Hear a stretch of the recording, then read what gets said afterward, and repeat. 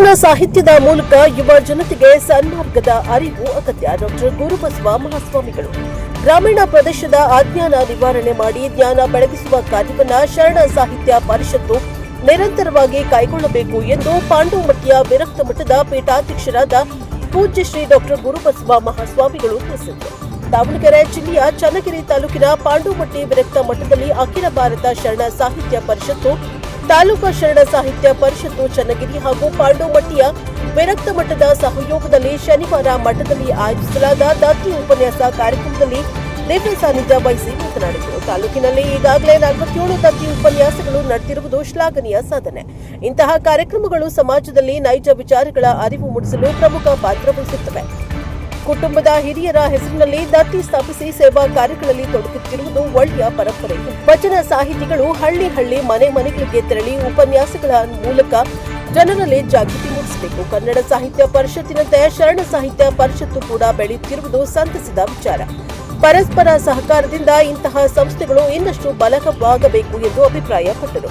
ವಚನ ಸಾಹಿತ್ಯದಲ್ಲಿ ಜೀವನ ಮೌಲ್ಯಗಳ ಮಹತ್ವ ಕಾರ್ಯಕ್ರಮದಲ್ಲಿ ವಚನ ಸಾಹಿತ್ಯದಲ್ಲಿ ಜೀವನ ಮೌಲ್ಯಗಳು ವಿಷಯದ ಕುರಿತು ಉಪನ್ಯಾಸ ನೀಡಿದ ನಲ್ಲೂರು ಸರ್ಕಾರಿ ಪದವಿ ಪೂರ್ವ ಕಾಲೇಜಿನ ಕನ್ನಡ ಉಪನ್ಯಾಸಕರಾದ ಶರಣ ಬಿಇ ಪ್ರವೀಣ್ ಅವರು ವಚನ ಸಾಹಿತ್ಯವು ಸಾವಿರಾರು ವರ್ಷಗಳ ಶ್ರೀಮಂತ ಪರಂಪರೆಯನ್ನ ಹೊಂದಿದೆ ಎಂದು ತಿಳಿಸಿದರು. ಪಂಪ, ರನ್ನ ಮೊದಲಾದ ಆದಿಕವಿಗಳ ಸಾಹಿತ್ಯವು ಹಳೆಯ ಕನ್ನಡ ಮತ್ತು ಸಂಸ್ಕೃತದಲ್ಲಿ ಇದ್ದ ಕಾರಣ ಸಾಮಾನ್ಯ ಜನರಿಗೆ ಅರ್ಥವಾಗ್ತಾ ಇರಲಿಲ್ಲ. ಆದರೆ 12ನೇ ಶತಮಾನದಲ್ಲಿ ಬಸವಣ್ಣನವರು ಸರಳ ಕನ್ನಡದಲ್ಲಿ ವಚನಗಳನ್ನು ರಚಿಸಿ ಜನಸಾಮಾನ್ಯರಿಗೆ ಜ್ಞಾನವನ್ನ ತಲುಪಿಸಿದರು ಎಂದು ಹೇಳಿದ್ದಾರೆ. ವಚನಗಳಲ್ಲಿ ಜೀವನದ ಮೌಲ್ಯಗಳನ್ನು ಬೆಳೆಸುವ ಶಕ್ತಿ ಅಡಗಿದೆ. ಶಿವಶರಣರ ಪರಂಪರೆ ಸಮಾಜದ ನಾಡಿದೋಣಿಯಾಗಿದೆ. ಮಠ ಮಾನ್ಯಗಳ ಸಹಕಾರದಿಂದ ಇಂತಹ ಸಾಂಸ್ಕೃತಿಕ ಚಟುವಟಿಕೆಗಳು ಸಾಧ್ಯವಾಗುತ್ತವೆ ಎಂದರು. ಪತ್ರಕರ್ತರಿಂದ ಅಭಿಪ್ರಾಯ. ತಾಲೂಕು ಪತ್ರಕರ್ತರ ಸಂಘದ ಕಾರ್ಯದರ್ಶಿ ದೇವರಾಜ್ ಅವರು ಮಾತನಾಡಿ, ದತ್ತಿ ಉಪನ್ಯಾಸಗಳ ಮೂಲಕ ವಚನ ಸಾಹಿತ್ಯವನ್ನ ಜನರಿಗೆ ತಲುಪಿಸುವ ಕಾರ್ಯ ಶ್ಲಾಘನೀಯವಾಗಿದೆ. ಶ್ರೀಮಠಗಳ ಸಹಕಾರದಿಂದ ಸಾರ್ವಜನಿಕರಲ್ಲಿ ಸಾಹಿತ್ಯದ ಅರಿವು ಹೆಚ್ಚುತ್ತದೆ ಎಂದು ಹೇಳಿದ್ದಾರೆ. ದತ್ತಿ ದಾಸೋಹಿಗಳಿಗೆ ಗೌರವ. ಈ ಸಂದರ್ಭದಲ್ಲಿ ದತ್ತಿ ದಾಸೋಹಿಗಳಾದ ಸುಶೀಲಮ್ಮ ಮತ್ತು ಕುಟುಂಬ, ಶಿವಲಿಂಗಪ್ಪ ಮತ್ತು ಕುಟುಂಬ, ಗೌರಮ್ಮ ಶಂಕರಪ್ಪ ಮತ್ತು ಕುಟುಂಬ ಹಾಗೂ ಕುಮಾರ್ ಡಾಕ್ಟರ್ ಎಂಚರ ಅವರನ್ನ ಶರಣ ಸಾಹಿತ್ಯ ಪರಿಷತ್ತು ವತಿಯಿಂದ ಗೌರವಿಸಲಾಯಿತು. ಕಾರ್ಯಕ್ರಮದ ಅಧ್ಯಕ್ಷತೆಯನ್ನ ತಾಲೂಕು ಶರಣ ಸಾಹಿತ್ಯ ಪರಿಷತ್ತಿನ ಅಧ್ಯಕ್ಷರಾದ ಶರಣ ಎಂಎಸ್ ಮಲ್ಲೇಶಪ್ಪ ವಹಿಸಿದ್ರು. ಈ ಸಂದರ್ಭದಲ್ಲಿ Kumar B Shivalingappa, Somashekharappa, G R Shankarappa, G R Siddesh, Channabasappa, ಜವಳಿ ಮಹೇಶ, ರೇವಣಸಿದ್ದಪ್ಪ ಸೇರಿದಂತೆ ಅನೇಕರು ಭಾಗವಹಿಸಿದರು. ಪಾಂಡವಮಟ್ಟಿಯ ವಿರಕ್ತ ಮಠದಲ್ಲಿ ನಡೆದ ಈ ದತ್ತಿ ಉಪನ್ಯಾಸ ಕಾರ್ಯಕ್ರಮವು ವಚನ ಸಾಹಿತ್ಯದ ಮೌಲ್ಯಗಳನ್ನು ಜನರಿಗೆ ತಲುಪಿಸುವಲ್ಲಿ ಮಹತ್ವದ ಹೆಜ್ಜೆಯಾಗಿದೆ. ಬ್ಯೂರೋ ರಿಪೋರ್ಟ್ ದೇವರಾಜ್, ಕೆನೆಲ್ಲಿ ಹಂಕಲು, ಪ್ರಶಾಪ ಟಿವಿ, ದಾವಣಗೆರೆ. ಈಗ ಪುರುಷದ ಮಣಿ ಅಂತ ಒಂದು ಮಣಿ ಇದೆ. ಅದು ಮುಟ್ಟಿದ್ದನ್ನೆಲ್ಲ ಚಿನ್ನವಾಗಿಸುವಂತಹ ಒಂದು ಮಣಿ. ಮುಟ್ಟಿದ್ದೆಲ್ಲ ಚಿನ್ನವಾಗುತ್ತೆ. ಅಂತದ್ದು ಒಂದು ಮಣಿ ಇದ್ರೆ ಸಾಕು, ಆಗ ಬಹಳ ಆಕರ್ಷಕ ಶ್ರೀಮಂತ. ಅಂತವನು ಮನೆಯನ್ನ ಹುಡುಕಿಕೊಂಡು ಮನೆಯನ್ನ ಬೇಡ್ತಾ ಹೋಗ್ತಾನೆ, ಎಲ್ಲೂ ಕೂಡ ಸಾಧ್ಯ ಇಲ್ಲ. ಪುರುಷದ ಗೃಹದೊಳಗಿದ್ದು ತಿರುಮನೆ ಮನೆ ಅಥವಾ ಕೃಷಿಯಾಗ ಬಾಯಕ್ಕೆ ಆಗಲು ಆತ ತೊರೆಯೊಳಗೆ ಇದ್ದಾನೆ. ಆದ್ರೆ ಕೆರೆಯ ದೂರದಲ್ಲಿರುವಂತಹ ಕೆರೆಯಲ್ಲಿ ನಿಂತಿರುವಂತಹ ನೀರನ್ನ ಯಾರಾದ್ರೂ ಕುಡಿಲಿಕ್ಕೆ ಆಸೆಯನ್ನ ಪಡ್ತಾನೆ? ಇಲ್ಲ. ಅಂಗದ ಮೇಲಿರುವಂತಹ ಮಂಗಳ ಲಿಂಗವನ್ನ ನಾವು ಆಜ್ಞೆ ಮಾಡಿದ್ರೆ ಸಾಕು, ನಮಗೆ ಬೇರೆ ಗುಡಿಗುಂಡಾರಗಳನ್ನು ಹುಡ್ಕೊಂಡು ಹೋಗುವಂತ ಅವಶ್ಯಕತೆ ಇಲ್ಲ ಅಂತಕ್ಕಂಥದ್ದನ್ನ ಇಲ್ಲಿ ಗುರುಲಿಂಗ ಪೆದ್ದಿಯವರು ತಮ್ಮ ಒಂದು ವಚನದಲ್ಲಿ ಹೇಳ್ತಾರೆ. ಸಾಕಷ್ಟು ಜೀವನ ಮೌಲ್ಯಗಳನ್ನ ನಾವು ವಚನಗಳಲ್ಲಿ ಕಾಣ್ತೇವೆ. ಬಸವಣ್ಣನವರು ಆದಿಯಾಗಿ ಅನೇಕರು ವಚನಗಳನ್ನ ನಾವು ಇಲ್ಲಿ ಗುರುತಿಸ್ತೇವೆ. ಅದರಲ್ಲಿ ಮುಖ್ಯವಾಗಿ ಅನ್ನದ ಮಹತ್ವವನ್ನು ಹೇಳ್ತಾರೆ. ಇವತ್ತು ನಾವು ಯಾರಿಗೂ ಬೆಲೆ ಕೊಡದೇ ಇದ್ರೂ ಪರವಾಗಿಲ್ಲ, ಆದ್ರೆ ಅನ್ನ ಬೆಳೆಯುವಂತಹ ರೈತ ಇದನ್ನೆಲ್ಲ ಈತನಿಗೆ ನಾವು ಖಂಡಿತವಾಗಿಯೂ ಕೂಡ ಬೆಲೆಯನ್ನು ಕೊಡಲೇಬೇಕು. ರೈತನ ಶ್ರಮ ಅದು ವಿಷಯ ಒಳ್ಳೆಯ ವಿಷಯ. ದತ್ತಿ ಕಾರ್ಯಕ್ರಮ ಮಠದಲ್ಲಿ ಕಾರ್ಯಕ್ರಮಗಳು ನಡೀತಾ ಇರೋದು ತುಂಬಾ ವಿಶೇಷವಾಗಿ ಅಪರೂಪದ ಕಾರ್ಯಕ್ರಮಗಳು ಇನ್ನೂ ಸ್ವಲ್ಪ ಹೆಚ್ಚಾಗಬೇಕು. ಸಾಹಿತ್ಯ 12ನೇ ಶತಮಾನದಿಂದಲೂ ಕೂಡ ಶರಣ ಪರಂಪರೆಯ ಮೂಲಕ ಸಾಹಿತ್ಯ ಬೆಳೆದು ಬಂದಿದೆ. ಆ ಪರಂಪರೆಯನ್ನು ಉಳಿಸುವ ನಿಟ್ಟಿನಲ್ಲಿ ಇವತ್ತೇನಾದರೂ ಕಾರ್ಯಕ್ರಮಗಳು ನಡೀತಾ ಇದ್ದಾವಂದ್ರೆ ಅದು ಕೂಡ ಶ್ರೀಮಠಗಳ ಮೂಲಕ ಇವತ್ತು ಪರಂಪರೆಯನ್ನ, ಸಾಹಿತ್ಯವನ್ನ ಉಳಿಸಲು, ಬೆಳೆಸಲು ಅವನ್ನೆಲ್ಲವನ್ನೂ ಕೂಡ ಹಾಗೆ ಏನೋ ವಚನ ಸಾಹಿತ್ಯವನ್ನು ಅಳಗಡ್ಡೆಯವರು ಇಲ್ಲದೇ ಇದ್ದಿದ್ರೆ ಇವತ್ತು ವಚನವನ್ನ ಓದಲಿಕ್ಕೆ ಸಿಗ್ತಾ ಇರಲಿಲ್ಲ. ಅವತ್ತಿನ ಪರಿಸ್ಥಿತಿಯಲ್ಲಿ ಅವರು ಪಿತಾಮಹರಾಗಿ ವಚನವನ್ನು ಉಳಿಸಿದ ಪರಿಣಾಮವಾಗಿ ಇವತ್ತು ಇವತ್ತು ನಾವು ಅದನ್ನು ಅಭ್ಯಾಸ ಮಾಡಲಿಕ್ಕೆ ಸಾಧ್ಯ ಆಗ್ತಾ ಇದೆ. ಅದರೊಟ್ಟಿಗೆ ನಾವೆಲ್ಲ ಇವತ್ತು ಸಮಾಜದಲ್ಲಿ ಕೇವಲ ಒಂದು ಸಾಹಿತ್ಯ ಅಂದರೆ ಬರಹ ಅಂದ್ಕೊಂಡಿದ್ದೀವಿ, ಒಂದು ಪುಸ್ತಕ ಅಂದ್ಕೊಂಡಿದ್ದೀವಿ, ವಿಚಾರ ಅಂದ್ಕೊಂಡಿದ್ದೀವಿ. ಅದನ್ನ ತಿಳಿದು, ಯಾಕಂದರೆ ಪ್ರತಿಯೊಬ್ಬ ವ್ಯಕ್ತಿಯೂ ಕೂಡ ಒಂದು ಸಾಹಿತ್ಯ, ಒಂದು ಪುಸ್ತಕ, ಒಂದು ಕಥೆ, ಒಂದು ಗದ್ಯ ಆಗ್ಬೋದು, ಒಂದು ಕವನ ಆಗ್ಬೋದು ಬರೀತಾರೆ ಅಂದರೆ ತನ್ನೊಳಗಿನ ಅನುಭವವನ್ನು, ತನ್ನೊಳಗಾಗಿರುವಂಥ ಆತ್ಮದ ಒಂದು ಚಿಂತನೆಯನ್ನು ಆ ಪುಸ್ತಕದಲ್ಲಿ ಸಾಹಿತ್ಯದ ಮುಖಾಂತರ ಬರೆದಿಟ್ಟಿರ್ತಾರೆ. ಎಲ್ಲ ಸಾಹಿತ್ಯದ ಬಗ್ಗೆ ಪೂರ್ಣವಾಗಿ ಹೇಳಿದ್ದಾರೆ. ಅದರಲ್ಲೂ ಕೂಡ ನಮ್ಮ ವೃತ್ತಿ ಏನಿದೆಯೋ ಆ ವೃತ್ತಿಯೂ ಕೂಡ ಒಂದು ಸಾಹಿತ್ಯಕ್ಕೆ ಅಂಟುಕೊಂಡಿರುವಂಥ ವೃತ್ತಿಯಾಗಿದೆ. ಈ ದಿನ ಕಾರ್ಯಕ್ರಮದಲ್ಲಿ ಬರಬೇಕು, ನೀವು ಕೂಡ ಗೌರವ ಉಪಸ್ಥಿತಿ ಆಗಬೇಕು, ಕಾರ್ಯಕ್ರಮದಲ್ಲಿ ಇರಬೇಕು ಅನ್ನೋ ಅಪೇಕ್ಷೆಯಿಂದ ನಮ್ಮ ಮಾತನ್ನು ಮುಗಿಸ್ತಾ ಇದ್ದೀನಿ. ಯಾರ್ಯಾರು ಬಂದ್ರೆ ಹೆಂಗೆ ಬೇಕಾಗಿ ಕೊಡೆ ಹಿಡಿಯೋದಲ್ಲ, ಒಂದು ವ್ಯವಸ್ಥೆಯನ್ನ ಸರಿಯಾಗಿರ್ತಕ್ಕಂಥ ನೀವು ದಾರಿ ತಗೊಂಡಾಗ ಹೋದ್ರೆ ಎಲ್ಲಾದ್ರೂ ಒಂದು ವಿಷಯ ಬಿದ್ದೇ ಬಿಡುತ್ತೆ. ಎದ್ದಲು ಕಷ್ಟಪಟ್ಟು ಹೋಗ್ತಕ್ಕಂಥದ್ದೇ ಅವ್ರು ಬಂದು ಸೇರ್ಕೊಂತವೆ ಅಂತೆಲ್ಲ ಹೇಳ್ತಾರಲ್ಲ, ಹಂಗಾಗಬಾರ್ದು. ಅದಕ್ಕೆ ಒಂದು ಹಿನ್ನೆಲೆ ಇದೆ. ಚನ್ನಗಿರಿ ತಾಲೂಕಿನಲ್ಲಿ 47 ದತ್ತಿಗಳಾಗಿದ್ದಾವೆ ಅಂತಂದ್ರೆ ಸುಮ್ಮನೆ ಆಗಿಲ್ಲ. ಅದರಿಂದ ಹಿನ್ನೆಲೆ ಇದೆ, ಅದಕ್ಕೆ ಒಂದು ಇತಿಹಾಸ ಇದೆ. ಒಬ್ಬರನ್ನ ನೋಡಿ ಒಬ್ಬರು ಮಾಡ್ಲಿಕ್ಕೆ ಕಾರಣ ಅಂತಂದ್ರೆ ಬೇರೆ ಕಾರಣ ಇರುತ್ತೆ. ಹಾಗಾಗಿ ರೇವಣ ಸಿದ್ದಪ್ಪನವರಿಗೆ ಆ ಮಾತನ್ನು ಹೇಳಿದಂಥ ಸಂದರ್ಭದಲ್ಲಿ ಅವರು ತುಂಬ ಹೃದಯವನ್ನು ಒಪ್ಕೊಂಡು ಅವರ ತಂದೆ ತಾಯಿಗಳ ಹೆಸರಿನಲ್ಲಿ ಆ ದತ್ತಿಯನ್ನು ಇಡುವುದರ ಮೂಲಕ ಇಲ್ಲಿ ಪ್ರಾರಂಭ ಆಗಿತ್ತು. ನಂತರದಲ್ಲಿ ನಾವು ಆಗಲೇ ಒಂದು ಶಬ್ದವನ್ನು ಹೇಳಿದ್ವಿ, ಕೃತಜ್ಞತೆಯನ್ನು ಇರಬೇಕು ಅಂತೇಳಿ.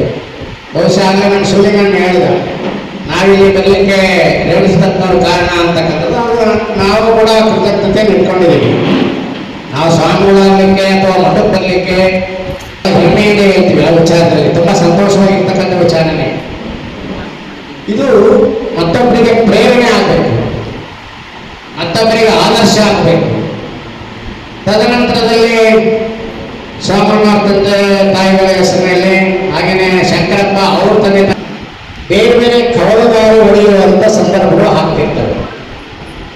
ಶರಣ ಸಾಹಿತ್ಯ ಪರಿಷತ್ತು ಹುಟ್ಟಿದ್ದಾಗೆ ದತ್ತಿಯನ್ನು ಇಡುವಂಥ ಉದ್ದೇಶ ಏನು ಅಂತಂದ್ರೆ, ಹೇಳಿಕೆಯಲ್ಲಿ ನಮ್ಮ ಜನ ರೈತಾಪಿ ವರ್ಗದವರು ಅವರಿಗೆ ಈ ಮಾಹಿತಿಗಳು ಏನು ಗೊತ್ತಿರೋದಿಲ್ಲ. ಅವರ ತಂದೆ ತಾಯಿ ಅಥವಾ ಮಕ್ಕಳ ಹೆಸರಿನಲ್ಲೋ, ಅವ್ರ ಕುಟುಂಬದ ಹಿರಿಯರ ಹೆಸರಿನಲ್ಲೋ, ಯಾರ ಹೆಸರಿನಲ್ಲಿ ದತ್ತಿಯನ್ನು ಅಂದ್ರೆ ಇಡುಗಟ್ಟನ್ನು ದುಡ್ಡನ್ನು ಇಟ್ಟರೆ ಸಂಬಂಧಪಟ್ಟಂತ ತಾಲೂಕು ಅಧ್ಯಕ್ಷರು ಮತ್ತೆ ಪದಾಧಿಕಾರಿಗಳು ಸೇರಿಕೊಂಡು ಅವರ ಹೆಸರಿನಲ್ಲಿ ಕಾರ್ಯಕ್ರಮವನ್ನು ಮಾಡಬೇಕು ಅನ್ನೋದು ಈ ದತ್ತಿಯ ನಿಯಮ. ಇದನ್ನೆಲ್ಲ ಚೆನ್ನಾಗಿ ತಿಳ್ಕೋಬೇಕಿರಲ್ಲ. ಶಿವಲಿಂಗ ಯಾರೋ ಮಲ್ಲೇಶಪ್ಪನವ್ರು ಹೇಳಿದ್ರು, ನಾನು ಅಧ್ಯಕ್ಷನಾದ್ಮೇಲೆ ಬಹಳ ಯಾರೋ ನನಗೆ ಸ್ಪಂದನೆ ಮಾಡ್ತಾ ಇಲ್ಲ, ಬಹಳ ಕಷ್ಟಪಟ್ಟು ಮಾಡ್ತಾ ಇದ್ದೀನಿ ಅಂತೇಳಿ. ನಮ್ಮ ಗ್ರಾಮೀಣ ಜನತೆ, ಆ ಜನತೆಗೆ ಈ ಜ್ಞಾನವನ್ನ ಬೋಧನೆ ಮಾಡಲಿಕ್ಕೆ ಒಂದು ವೇದಿಕೆ ಅಂದ ತಕ್ಷಣನೇ ಸ್ಟೇಜಲ್ಲಿ ಹಾಕೋದು, ಒಳ್ಳೆ ಕುರ್ಚಿಗಳನ್ನ ಹಾಕೋದು, ಒಳ್ಳೆ ಶಾಮಿಯಾನ ಹಾಕೋದು ಅಂತ ಅರ್ಥ ಅಲ್ಲ. 10 ಜನ ಇರಲಿ, ಅವ್ರ ಮನೆಯಲ್ಲಿ ಅವ್ರ ಮನೆಗೆಲ್ಲರನ್ನ ಸೇರಿಸ್ಕೊಂಡು ವಚನ ಸಾಹಿತ್ಯದ ಬಗ್ಗೆ, ಶರಣರ ಬಗ್ಗೆ, ಅವ್ರ ಜೀವನ ಚರಿತ್ರೆ ಬಗ್ಗೆ ವಿಚಾರಗಳನ್ನ ಜನತೆಗೆ ಮುಟ್ಟಿಸುವಂತ ಕೆಲಸ. ಅದರ ಜೊತೆಗೆ ಶಾಲೆ ಮಕ್ಕಳಲ್ಲಿ, ಕಾಲೇಜಿನ ಮಕ್ಕಳುಗಳಲ್ಲಿ, ವಿದ್ಯಾರ್ಥಿಗಳಲ್ಲಿ ಈ ವಚನ ಸಾಹಿತ್ಯದ ಹರಿವು ಬರಬೇಕು ಅನ್ನೋ ಉದ್ದೇಶಕ್ಕೋಸ್ಕರವಾಗಿ ಈ ಒಂದು ದತ್ತಿ ಕಾರ್ಯಕ್ರಮವನ್ನು ಇಟ್ಟಿರ್ತಕ್ಕಂಥದ್ದು.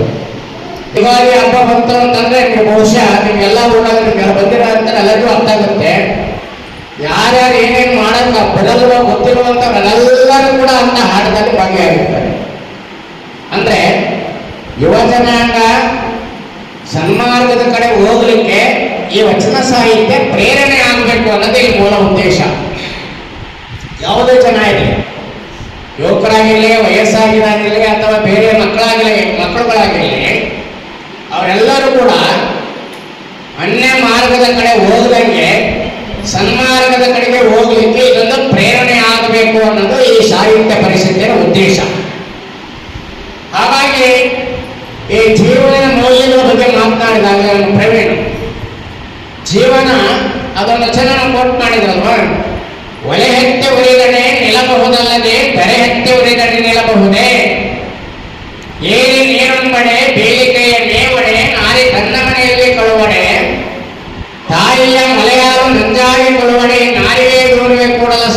ಇಲ್ವಾ? ಮೇಟಿಯಾಗಿರ್ತಕ್ಕಂಥ ಮಾಲೀಕ ಸರಿಯಾಗಿರ್ತಕ್ಕಂಥ ದಾರಿಯಲ್ಲಿ ಹೋಗಲೇ ಇದ್ದಾಗ, ಆ ನಾಯಕ ಅವ್ಯವಸ್ಥೆ ಆಗರಾದಾಗ ಅವರನ್ನ ಹಿಂಬಾಲಿಸ್ತಕ್ಕಂಥವರ ಪರಿಸ್ಥಿತಿ ಇನ್ನೆಲ್ಲಿ ಹೋಗಬೇಕು? ಅವನೇ ಸರಿ ಇಲ್ಲ ಅಂತಂದ್ರೆ, ಹಾಗಾಗಿ ಒಲೆ ಹತ್ತಿ ಹೊಡೆದರೆ ನಿಲ್ಲಬಹುದಲ್ಲ ಎಂದು ದರೆ ಹತ್ತಿ ಹೊಡೆದರೆ ನಿಲ್ಲಬಹುದೇ?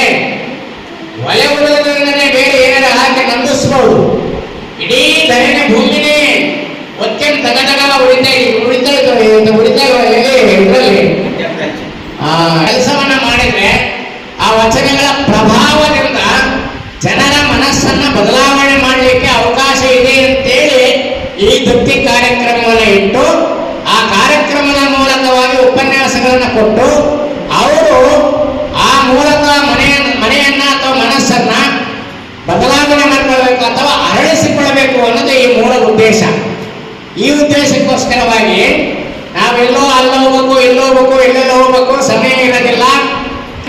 ಏನೋ ಕನ್ನಡ ಸಾಹಿತ್ಯ ಪರಿಷತ್, ಅಖಿಲ ಭಾರತ ಕನ್ನಡ ಸಾಹಿತ್ಯ ಪರಿಷತ್ ಇದೆಯೋ ಅದಕ್ಕೆ ಸಮಸಮವಾಗಿ ಇವತ್ತು ಬೆಳೆದಿರ್ತಕ್ಕಂಥ ಒಂದು ಸಾಹಿತ್ಯ ಅಂತಂದ್ರೆ ಶರಣ ಸಾಹಿತ್ಯ. ಈ ಶರಣ ಸಾಹಿತ್ಯ, ಅಖಿಲ ಭಾರತ ಶರಣ ಸಾಹಿತ್ಯ ಪರಿಷತ್ತು ಕೂಡ ಆ ಕನ್ನಡ ಸಾಹಿತ್ಯ ಪರಿಷತ್ತಿನ ದಾರಿಯಲ್ಲಿ ನಡೆದ್ರೆ ಬಹುತೇಕ ಇನ್ನು ಏನು ನಮ್ಮ ತಾಲೂಕಿನಲ್ಲಿ 47 ದತ್ತಿ ಉಳಿದವೆ ಅಂತ ಏನು ಹೇಳಿರಲ್ಲ, 47 ಅಲ್ಲ, 147 ಮಾಡ್ಬೋದು, 247 ಮಾಡ್ಬೋದು. ನಾವು ಮಾಡೋ ಅಂತವ್ರು ಚೆನ್ನಾಗಿರ್ಬೇಕು, ಮನಸ್ಸುಗಳು ಚೆನ್ನಾಗಿರ್ಬೇಕು, ಭಾವನೆಗಳಿಗೆ ಅವಕಾಶ ಸಿಗ್ತವೆ. ಎಷ್ಟೋ ಸಂದರ್ಭದಲ್ಲಿ ಮಾತನಾಡುವಂತ ಶಕ್ತಿ ಸಾಮರ್ಥ್ಯ ಇರುತ್ತೆ, ವೇದಿಕೆಗಳು ಸಿಕ್ಕಿರೋದಿಲ್ಲ, ಅವಕಾಶಗಳು ಸಿಕ್ಕಿರೋದಿಲ್ಲ. ಇಂಥ ಅವಕಾಶಗಳು ನೋಡಿ ಸುಮ್ಮನೆ ಉದಾಹರಣೆ ಹೇಳ್ತೀವಿ, ತತ್ವ ಬೆಳೀತವೆ, ನಾವೆಲ್ಲರೂ ಕೂಡ ಸನ್ಮಾರ್ಗದಲ್ಲಿ ಹೋಗ್ಲಿಕ್ಕೆ ಅವಕಾಶ ಆಗುತ್ತೆ. ಹೀಗಾಗಿ ಇಂಥ ವೇದಿಕೆಗಳು ಎಲ್ಲರಿಗೂ ಕೂಡ ಅವಕಾಶವನ್ನು ನೋಡಿ. ದೇವರಾಜಲ್ವಾ ಎಲ್ಲ ಮಾತಾಡೋದು, ನಾನು ಕುತ್ಕೊಂಡು ಮುಂದೆ ಕುತ್ಕೊಂಡು ಏನು ಮಾತನಾಡ್ತಾರೋ ಅದನ್ನ ಬರ್ಕೊಂಡು ನನ್ನ ಪತ್ರಿಕೆಗಳ ಮೂಲಕವಾಗಿ ಪ್ರಸಾರ ಮಾಡುವಂತ ಕೆಲಸವನ್ನ ನಾನು ಮಾಡ್ತೀನಿ, ಫೋಟೋ ತೆಗಿತೀನಿ. ನನ್ನ ಇಲ್ಲಿ ಕರೆದದ್ದು ವಿಶೇಷ, ನನಗೆ ಆಶ್ಚರ್ಯ ಆಯಿತು ಅಂತೇಳಿ. ಇದೊಂದು ವಿಶೇಷ ಏನು ಅಂತಂದ್ರೆ, ಈ ಪತ್ರಿಕೆಯವರನ್ನ ಕರೆಯುವ ಉದ್ದೇಶ ಏನು ಅಂತಂದ್ರೆ, ನಾವು ಮಾಡುವಂತ ಕಾರ್ಯಕ್ರಮ ನಾಳೆ ಬೇರೆ ಪತ್ರಿಕೆಗಳಲ್ಲಿ ಬರಬೇಕು ಅನ್ನೋ ಉದ್ದೇಶಕ್ಕೋಸ್ಕರವಾಗಿ ಪತ್ರಿಕೆಯನ್ನು ಕರೆಯೋದು, ಬೇರೆ ಏನೇನು ಕಾರಣ ಇರೋದಿಲ್ಲ. ಹಾಗಾಗಿ ಅವರು ಕೂಡ ಇಂಥ ಅವಕಾಶ, ವೇದಿಕೆಗಳು ಸಿಗ್ತಾ ಇರ್ತವೆ, ಅವರು ಕೂಡ ಮಾತನಾಡ್ಲಿಕ್ಕೆ ಅವಕಾಶ ಇರ್ತವೆ. ಇದೆಲ್ಲ ಒಂದೊಂದು ಸಂದರ್ಭ. ಶಿವಲಿಂಗಪ್ಪ ಮಾತಾಡ್ತಾನೆ ಅಂತಂದ್ರೆ ಸೋಮಣ್ಣ ಮಾತಾಡಿರ್ತಾನೆ, ಸೋಮಣ್ಣ ಕಟ್ಕಟ್ಲೇಬೇಕಾರೆ ವೇದಿಕೆಯಲ್ಲಿ ಮಾತಾಡಕ್ಕಾಗೋದಿಲ್ಲ. ಯಾಕೆ ಅಂತಂದ್ರೆ ಅದು ಸ್ಕಿಲ್, ಅದು ಆ ಸ್ಕಿಲ್ ಇದೆಯಲ್ಲ, ಸಾವಿರಾರು ಜನ, ಲಕ್ಷಾಂತರ ಜನ ವೇದಿಕೆ ಸಭೆಯಲ್ಲಿ ಇರ್ತಕ್ಕಂಥ ಸಂದರ್ಭದಲ್ಲೂ ಕೂಡ ನಿರಂತರವಾಗಿ ಮಾತನಾಡ್ತಕ್ಕಂಥ ಶಕ್ತಿ ಇರುತ್ತಲ್ಲ, ಅದೆಲ್ಲರಿಗೂ ಬರೋದಿಲ್ಲ. ನಿಮಗೆ ಕುವೆಂಪು ಅವರ ಹೆಸರು ಗೊತ್ತಿದೆಯಲ್ವಾ? ಕುವೆಂಪು ಅವರು ಕನ್ನಡ ನಾಡಿನಲ್ಲಿ, ಕನ್ನಡ ಸಾಹಿತ್ಯದಲ್ಲಿ ಅತ್ಯಂತ ಶ್ರೇಷ್ಠವಾಗಿರ್ತಕ್ಕಂಥ ವ್ಯಕ್ತಿ. ಸಾಹಿತ್ಯ ಹೌದು, ಕವಿನೂ ಹೌದು, ಲೇಖಕರು ಹೌದು, ಸಂಪಾದಕರು ಹೌದು. ಶುಭವನ್ನು ಕೋರಿ ಮಾತುಗಳನ್ನು ಮುಗಿಸ್ತಾರೆ.